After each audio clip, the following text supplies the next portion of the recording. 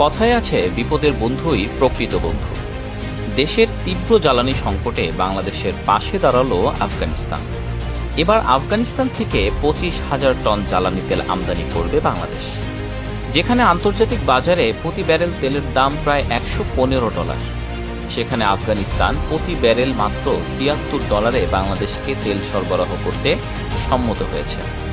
গতকাল একনেক সভার বৈঠকে প্রধানমন্ত্রী তারেক রহমান আফগানিস্তান থেকে তেল আমদানির অনুমোদন দেন। বৈশ্বিক বাজারে জ্বালানির মূল্য অস্থিরতা এবং ডলারের রিজার্ভ সংকটের কারণে বাংলাদেশ দীর্ঘদিন ধরে বিকল্প উৎস খুঁজছিল। সেই প্রেক্ষাপটে আফগানিস্তান এখন একটি সম্ভাবনাময় উৎস হিসেবে সামনে এসেছে। বাংলাদেশ ঐতিহ্যগতভাবে মধ্যপ্রাচ্যের দেশগুলোর ওপর জ্বালানি আমদানির জন্য নির্ভরশীল, কিন্তু বর্তমানে ইরান ইসরায়েল যুদ্ধ পরিস্থিতির কারণে বাংলাদেশকে বিকল্প তেলের বাজারের দিকে ঝুঁকতে হচ্ছে। আফগানিস্তানের সঙ্গে এই চুক্তি বাংলাদেশের তেলের বিকল্প উৎস নিশ্চিত করবে। 2021 সালে আফগানিস্তানে ইসলামী আমিরাত সরকার ক্ষমতায় আসার পর থেকেই দেশটিতে একের পর এক নিয়ামতের ভান্ডার খুলে যাচ্ছে। আফগানিস্তানের সারপল প্রদেশের বিশাল এলাকা জুড়ে আবিষ্কৃত হয়েছে একাধিক তেলের খনি। সারপল প্রদেশের এক স্থানীয় বাসিন্দা জানান, আফগানিস্তানের সারপল প্রদেশের মাটি খুঁড়লেই বেরিয়ে আসছে তেল। আফগানিস্তানের জ্বালানি বিশেষজ্ঞরা এসব জ্বালানি তেলকে কালো সোনা নামে অভিহিত করে।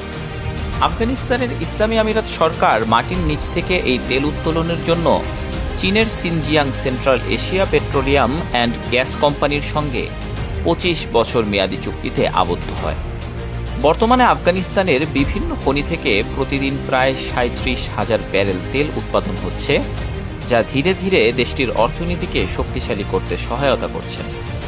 তবে আফগানিস্তানের ওপর আন্তর্জাতিক নিষেধাজ্ঞা থাকায় দেশটির তেল রপ্তানিতে বাধা সৃষ্টি হচ্ছে। বিশেষ করে ইসলামী আমিরাত সরকার ক্ষমতায় আসার পর অধিকাংশ পশ্চিমা দেশ এখনও এই সরকারকে আনুষ্ঠানিক স্বীকৃতি দেয়নি, যার ফলে আন্তর্জাতিক ব্যাংকিং ব্যবস্থা, ডলার লেনদেন এবং বৈদেশিক বাণিজ্যের ক্ষেত্রে নানা ধরনের জটিলতা তৈরি হয়েছে, যার ফলে আফগানিস্তান সরকার সরাসরি আন্তর্জাতিক বাজারে তেল রপ্তানি করতে পারে না। আফগানিস্তানের ইসলামী আমিরাত সরকার এই সীমাবদ্ধতা কাটিয়ে উঠতে তারা চীনকে একটি বিকল্প রুট হিসেবে ব্যবহার করছে। আফগানিস্তানে উৎপাদিত তেল প্রথমে পাইপলাইনের মাধ্যমে চীনে পাঠানো হয় এবং সেখানে চীনের রিফাইনারিগুলোতে তেল পরিশোধন করে সেটিকে আন্তর্জাতিক বাজারে রপ্তানি করা হয়।